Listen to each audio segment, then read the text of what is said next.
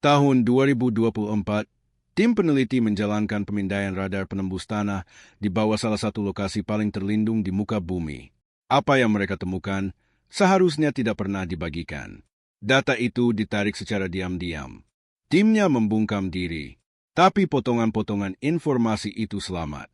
Dan apa yang diisyaratkan oleh potongan-potongan itu tentang apa yang terbaring di bawah kubah batu di Yerusalem belum sepenuhnya dijelaskan kepada publik. Film Yerusalem, kota yang telah diperebutkan, dihancurkan, dan dibangun kembali lebih sering daripada hampir semua tempat di planet ini. Di pusatnya berdiri sebuah struktur yang telah bertahan lebih dari 1.300 tahun. Kubah batu, Kimasan, bersegi 8. Tak salah dikenali. Ini adalah salah satu bangunan paling dikenal di dunia. Dan di bawahnya terbentang sebuah batu datar besar yang dianggap keramat oleh 3 agama besar dunia, melebihi ukuran APA PAN. Sepanjang sejarah yang tercatat, apa yang ada di bawah batu itu hanyalah masalah iman, legenda, dan teks kuno. Tak ada yang diizinkan mengamati terlalu dekat. Tak ada pemerintah yang memberi izin untuk penyelidikan mendalam. Situs ini dikelola oleh Waqf Yordania, otoritas keagamaan Islam, dan aksesnya dikontrol sangat ketat. Studi ilmiah tentang tanah di bawah struktur itu, paling banter, selalu terbatas. Itu mulai berubah secara diam-diam sekitar tahun 2022. Sebuah koalisi kecil peneliti yang bekerja di bawah naungan survei arkeologi yang lebih luas di kota tua Yerusalem, mulai menggunakan teknologi pencitraan non-invasif untuk mempelajari komposisi tanah di area tersebut. Radar penembus tanah, tomography seismic, peralatan yang tidak memerlukan penggalian. Alat yang bisa menembus lapisan tanah, bebatuan, dan konstruksi kuno tanpa mengganggu satu batu pun. Tujuan awalnya sederhana. Para peneliti ingin memahami stabilitas struktural area tersebut. Yerusalem berada di atas fondasi geologis yang kompleks. Selama bertahun-tahun ada kekhawatiran tentang erosi bawah tanah, sistem gua alami, dan tekanan yang diberikan konstruksi berabad-abad pada batuan dasarnya. Itu, di permukaan, hanyalah studi teknik rutin, tapi studi rutin tidak ditarik dari publikasi. Apa yang dikembalikan oleh data pencitraan bukanlah yang diharapkan tim. Di bawah permukaan terbuka batu fondasi, batu yang berada di pusat kubah, pemindaian mendeteksi serangkaian anomali. Bukan sekadar rongga alami, bukan formasi geologis acak, bentuknya terlalu teratur, polanya terlalu disengaja. Pindaian itu tampak memperlihatkan ruang-ruang berstruktur, ruang yang memiliki geometri bilik, bukan bentukan alam. Seorang peneliti yang berbicara secara anonim kepada jurnalis sains regional pada akhir 2023 menggambarkan data itu, dan ini kata-kata yang diparafrasakan. Sesuatu yang seharusnya tidak ada di kedalaman itu, di lokasi itu, mengingat apa yang kita kira kita ketahui tentang sejarah situs tersebut. Tim mengajukan laporan awal. Mereka meminta akses lebih lanjut untuk pemindaian yang lebih dalam. Permintaan ITU ditolak. Dalam hitungan minggu, komunikasi antara kelompok riset dan lembaga koordinator menjadi sulit. Lalu berhenti. Data itu tidak hilang sepenuhnya. Tapi orang-orang yang paling memahaminya tiba-tiba bungkam sangat cepat. Dan kesunyian itu sendiri sudah berbicara banyak. Untuk memahami mengapa anomali bawah tanah ini bisa mengguncang dunia modern, pertama-tama Anda perlu memahami apa arti batu ini. Bukan secara politis, bukan secara strategis, secara spiritual, karena batu fondasi di bawah kubah batu bukan sekadar fitur geologis. Ini adalah petak tanah paling diperebutkan di planet ini. Dan alasannya kembali ke ribuan tahun yang lalu. Dalam Yudaisme, batu fondasi diyakini sebagai tempat di mana Tuhan memulai penciptaan dunia. Disebut Ivan Hashatia. Teks-teks Yahudi kuno menggambarkannya sebagai titik dari mana eksistensi berkembang keluar. Batu ini juga diyakini sebagai tempat Abraham mempersiapkan diri mengorbankan putranya. Tempat Yakub bermimpi tentang tangga menuju surga. Tempat tabur perjanjian pernah bersemayam di dalam bait suci Sulaiman. Bagi tradisi Yahudi, ini bukanlah tanah simbolis. Ini adalah pusat literal dari sejarah suci. Dalam Islam, batu itu memiliki makna yang sama mendalamnya. Kubah batu dibangun pada tahun 691 oleh Khalifah Umayyah Abdul Malik. Tradisi Islam meyakini ini adalah tempat Nabi Muhammad Shallallahu Alaihi Wasallam naik ke surga dalam perjalanan malam yang dikenal sebagai Al-Isra wal Miraj. Lekukan yang terlihat di permukaan batu diyakini banyak orang sebagai bekas yang ditinggalkan saat itu. Situs ini adalah yang tersuci ketiga dalam Islam. Perlindungannya dianggap sebagai kewajiban agama yang mendalam. Dalam kekristenan, situs ini terhubung ke Bait Suci Yerusalem, nubuat Alkitab, dan narasi tentang hari akhir.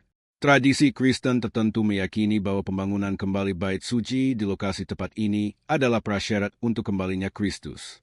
Keyakinan itu telah memengaruhi teologi, politik, dan kebijakan luar negeri selama berabad-abad. 3 iman, 1 batu, masing-masing dengan klaim yang membentang hingga ke awal sejarah agama yang tercatat. Sekarang bayangkan apa yang terjadi ketika sains memasuki ruang itu tanpa diundang. Anomali yang terdeteksi di bawah batu fondasi tidak selaras dengan catatan arkeologis situs yang diketahui. Area tersebut telah dipelajari, sebagian dan hati-hati, selama bertahun-tahun. Para arkeolog telah mendokumentasikan sisa-sisa struktur yang lebih tua di bawah platform saat ini. Lapis and Byzantium, konstruksi Herodian, mungkin lebih awal, tapi bentuk yang dikembalikan oleh data pemindaian 2022 menunjukkan sesuatu yang lebih dalam dari lapisan yang diketahui itu. Sesuatu yang mendahului struktur yang sudah dipetakan para sarjana. Jika ruang-ruang itu buatan manusia, pertanyaan yang muncul sangat besar. Siapa yang membangunnya? Kapan? Untuk tujuan apa? Dan apa, jika ada, yang masih tersisa di dalamnya? Masing-masing pertanyaan itu akan mendarat secara berbeda tergantung pada iman, kebangsaan, dan pemerintahan Anda. Jawaban yang memuaskan satu komunitas bisa dilihat sebagai ancaman langsung oleh komunitas lain. Tidak ada kemungkinan interpretasi netral ketika tanah yang dimaksud adalah tanah ini. Inilah mengapa data itu tidak bergerak bebas. Inilah mengapa kesunyian begitu cepat dan begitu sempurna. Batu itu selalu akan menjadi tempat paling berbahaya di bumi untuk menemukan sesuatu yang tak terduga. Dan sesuatu yang tak terduga telah ditemukan. Batu fondasi bukanlah permukaan datar sederhana yang bertumpu pada tanah padat. Itu sudah diketahui sejak lama. Di bawah lantai utama kubah batu, melalui pintu masuk kecil, sudah ada gua yang dikenal. Namanya Sumur Jiwa dalam beberapa teks sejarah. Sebuah ruang kecil, terpotong kasar di batu, cukup besar untuk seseorang berdiri. Tradisi Islam meyakininya sebagai tempat doa. Beberapa catatan sejarah menggambarkan suara dari bawahnya. Suara yang oleh pengunjung awal ditafsirkan sebagai suara orang mati yang menunggu penghakiman. Gua itu sudah didokumentasikan. Diketahui, itu bukan yang dideteksi oleh pemindaian. Anomali yang dikembalikan oleh radar penembus tanah berada di bawah Sumur Jiwa. Lebih dalam, di lapisan batuan dasar yang, menurut sebagian besar penilaian geologis area tersebut, dianggap padat.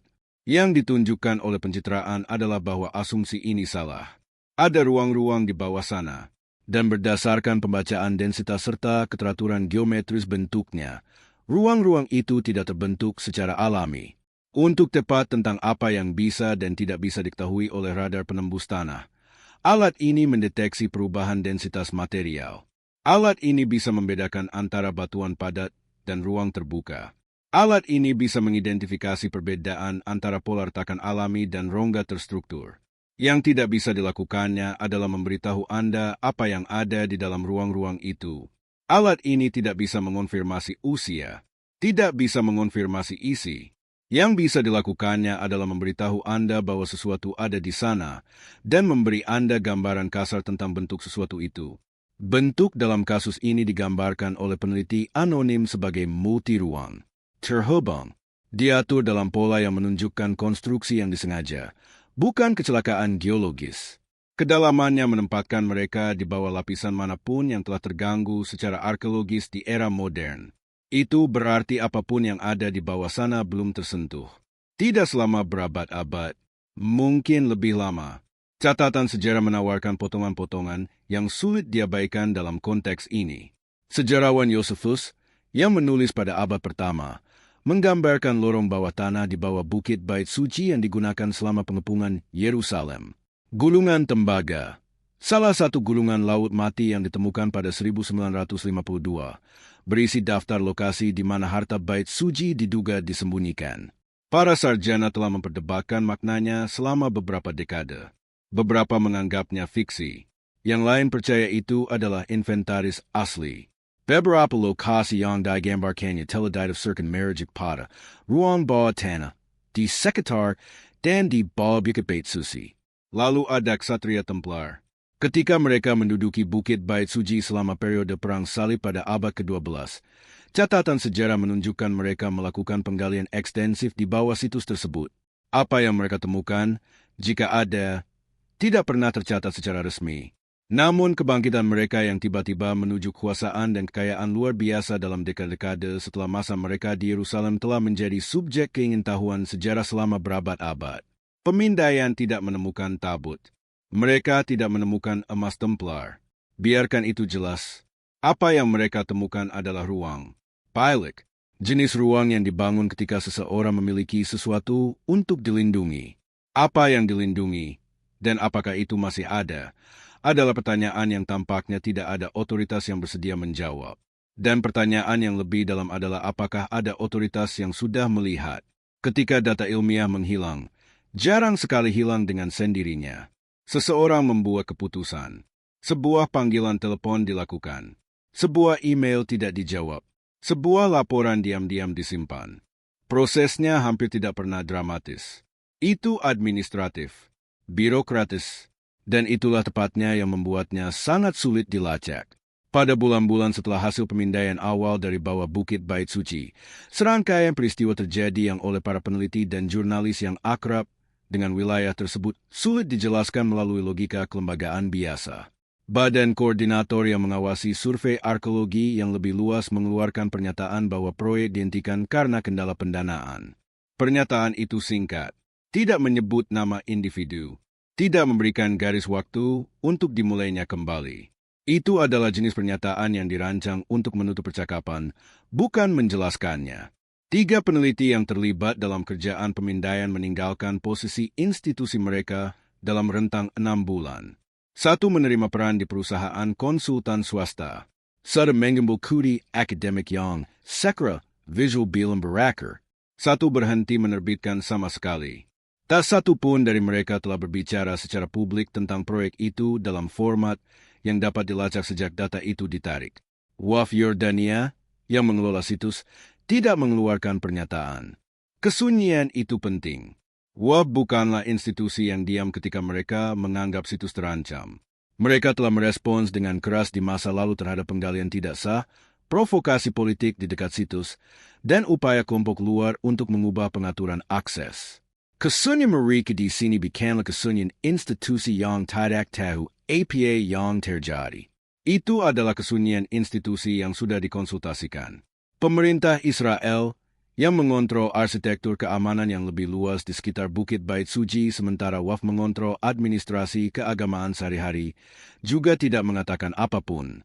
Tidak ada pengakuan resmi. Tidak ada sanggahan. Tidak ada kesunyian ganda itu dari otoritas agama Yordania dan aparatus negara Israel menunjukkan bahwa apapun percakapan yang terjadi tentang data ini, itu terjadi di balik pintu tertutup antara pihak-pihak yang jarang setuju pada apapun, dan itu menghasilkan kesimpulan bersama. Rahasiakan ini. Pertanyaan tentang siapa yang secara spesifik memberi perintah itu benar-benar sulit dijawab. Keputusan institusional semacam ini jarang meninggalkan jejak kertas yang bersih. Tapi polanya dapat diidentifikasi. Ketika data dengan sensitivitas geopolitik ekstrim muncul di wilayah yang disengketakan, naluri pertama dari setiap badan pemerintahan yang terhubung ke wilayah tersebut adalah pembatasan. Bukan karena mereka pasti menyembunyikan sesuatu yang jahat, tapi karena implikasi dari pengungkapan publik, sebelum siapapun memiliki kendali atas narasi, terlalu berbahaya untuk dibiarkan. Yerusalem adalah kota di mana sebuah desas-desus bisa memicu kerusuhan, di mana pengumuman arkeologis bisa memicu krisis diplomatik, di mana kata-kata ditemukan sesuatu di bawah batu fondasi, diucapkan secara publik dan tanpa konteks, dapat mengganggu stabilitas wilayah yang sudah beroperasi di ujung toleransinya terhadap ketegangan. Jadi perintah untuk menyegelnya tidak perlu dramatis, tidak perlu korup, itu hanya perlu praktis. dan keputusan praktis yang dibuat oleh institusi yang ketakutan memiliki cara untuk menjadi permanen. Para peneliti membungkam diri. Data menjadi gelap, dan bilik-bilik itu, apapun isinya, tetap tersegel di bawah salah satu hamparan tanah paling diawasi di bumi. Tapi menyegel informasi tidak pernah sama dengan menghancurkannya. Sains memiliki ingatan. Bahkan ketika institusi mencoba menghapus sesuatu, jejak tetap ada. Sitasi dalam jurnal terpinggirkan. Abstrak konferensi yang tidak pernah menjadi makalah utuh. Kumpulan data yang diunggah ke server bersama sebelum seseorang sempat menghapusnya. Komunitas riset arkeologi dan geofisika lebih kecil dari yang kebanyakan orang kira. Orang-orang berbicara, tidak selalu secara resmi, tapi mereka berbicara. Apa yang muncul melalui jaringan informal itu, melalui percakapan antara peneliti yang bekerja di bidang ini, melukiskan gambaran yang lebih meresahkan daripada sekadar penghentian birokratis. Setidaknya satu anggota tim pemindaian asli sudah mulai menyiapkan makalah akademis formal berdasarkan data awal. Makalah itu masih dalam bentuk draft awal. Itu telah dibagikan secara informal kepada dua peninjau sejawat. Keduanya mengonfirmasi keberadaannya dalam percakapan latar belakang dengan jurnalis yang meliput wilayah tersebut. Kedua peninjau tidak bersedia berbicara atas nama. Keduanya menggambarkan data dalam draft itu sebagai benar-benar anomali dan signifikan secara ilmiah. Satu menggunakan kata belum pernah terjadi sebelumnya untuk merujuk pada keteraturan geometris dari ruang yang terdeteksi. Makalah itu tidak pernah diserahkan. Draft itu menghilang dari platform akademis bersama tempatnya disimpan. Peneliti yang menulisnya belum menerbitkan apapun sejak saat itu. Ini bukanlah pola yang terisolasi. Dalam sejarah investigasi arkeologi di sekitar Bukit Bait Suci, ada catatan yang tenang namun konsisten tentang penelitian yang mencapai ambang sensitivitas tertentu dan kemudian berhenti. Tidak selalu dramatis, tidak selalu lengkap, tapi semakin dekat kerjaan itu ke area yang tepat di bawah batu fondasi, semakin mungkin ia menemui hambatan yang sulit dijelaskan melalui gesekan akademis atau logistik biasa. Pada 1981, penggalian tidak sah di dekat terowongan tembok barat oleh kelompok agama Yahudi menembus ke sebuah ruang yang diyakini terhubung ke interior Bukit Bait Suci. Penemuan itu segera memicu krisis. Terjadi kerusuhan. Ada korban luka. Bukaan itu ditutup dalam hitungan hari atas perintah langsung pemerintah. Individu yang terlibat menghadapi konsekuensi hukum. Apa yang dilihat di dalam ruang itu sebelum ditutup belum pernah dijelaskan sepenuhnya dalam catatan resmi manapun. Pada 1996, pembukaan terowongan tembok barat untuk akses turis memicu bentrokan kekerasan yang menewaskan lebih dari 70 orang di seluruh wilayah. Terowongan itu tidak mendekati ruang yang sedang dibahas sekarang. Kekerasan itu dipicu murni oleh persepsi bahwa sesuatu yang sakral sedang diganggu. Konteks itu sangat penting ketika Anda mempertimbangkan apa yang mungkin dihasilkan oleh pelepasan data pemindaian 2022. Para peneliti yang membungkam diri bukanlah pengecut. Penting untuk mengatakan itu dengan jelas.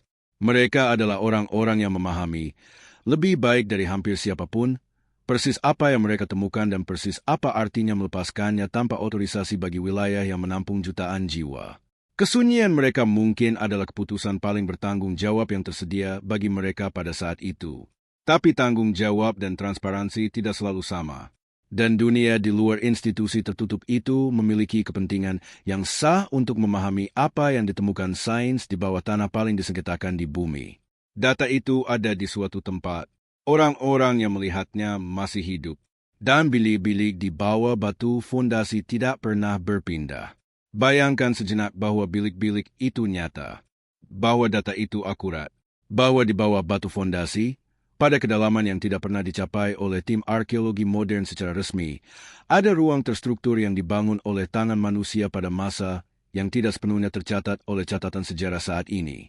Bayangkan lebih lanjut bahwa sebuah keputusan dibuat oleh siapapun yang memegang otoritas untuk membuatnya, untuk membuka ruang-ruang itu dan mendokumentasikan apa yang ada di dalamnya. Apa yang terjadi selanjutnya bukanlah pertanyaan ilmiah. Itu adalah pertanyaan geopolitik.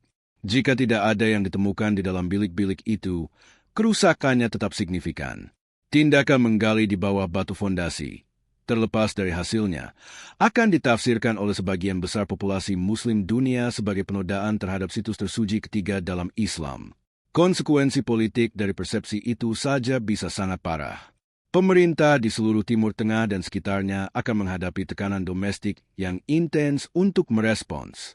Arsitektur diplomatik rapuh yang saat ini menahan berbagai ketegangan wilayah dalam keadaan ketidakstabilan yang dikelola akan ditempatkan di bawah tekanan besar.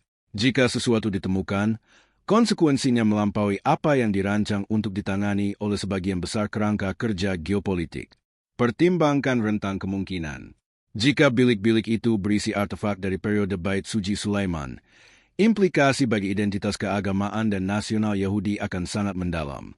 Bagi sebagian besar masyarakat Israel dan komunitas diaspora Yahudi di seluruh dunia, bukti fisik Bait Suci pertama di bawah Bukit Bait Suci tidak hanya akan menjadi penemuan sejarah.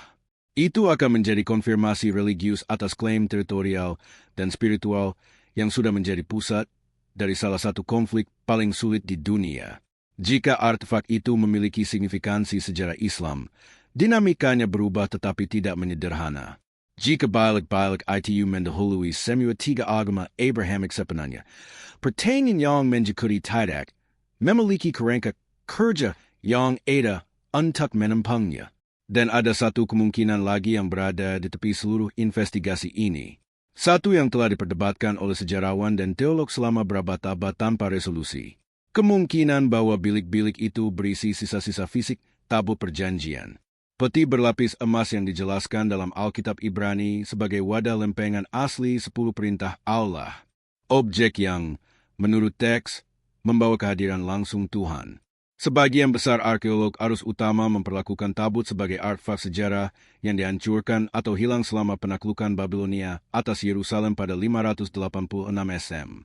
Tapi tradisi sarjana minoritas yang didukung oleh pembacaan tertentu dari teks-teks kuno termasuk gulungan tembaga, menunjukkan bahwa tabut itu disembunyikan sebelum penaklukan. Disembunyikan di bawah tanah, di Yerusalem, di lokasi yang cocok, dengan kedekatan yang tidak nyaman, dengan area yang sekarang sedang dibahas. Tidak ada film dokumenter investigasi serius yang dapat memberitahu Anda bahwa tabut ada di bawah sana. Bukti tidak mendukung klaim itu. Tapi tidak ada investigasi jujur yang dapat mengabaikan fakta bahwa pertanyaan itu ada, bahwa ia belum pernah dijawab secara definitif, dan bahwa ruang yang terdeteksi di bawah batu fondasi berada tepat di lokasi di mana sumber-sumber kuno tertentu mengatakan sesuatu disembunyikan. Dunia belum siap untuk apa yang mungkin diungkapkan oleh ruang yang terbuka. Setiap pemerintah yang terhubung ke situs ini tahu itu. Setiap otoritas agama tahu itu. Dan pengetahuan bersama itu, ketakutan bersama akan jawabannya, mungkin adalah kunci paling kuat yang pernah dipasang pada sebuah pintu. Pemindaian telah disimpan. Para peneliti telah membungkam diri. WAF tidak mengatakan apapun. Pemerintah Israel tidak mengatakan apapun. Balik-balik itu, duduk dalam kegelapan. Persis seperti yang telah mereka lakukan selama berabad-abad keberadaan mereka. Tapi data itu pernah dilihat. Dan apa yang pernah dilihat tidak bisa tidak dilihat lagi. Pertanyaannya bukan lagi apakah ada sesuatu di bawah sana. Pertanyaannya adalah siapa yang akan memutuskan kapan dunia akhirnya diizinkan untuk tahu. Penemuan paling berbahaya bukanlah yang menghancurkan apa yang kita ketahui. Mereka adalah yang mengonfirmasi apa yang tidak pernah seharusnya kita ketahui.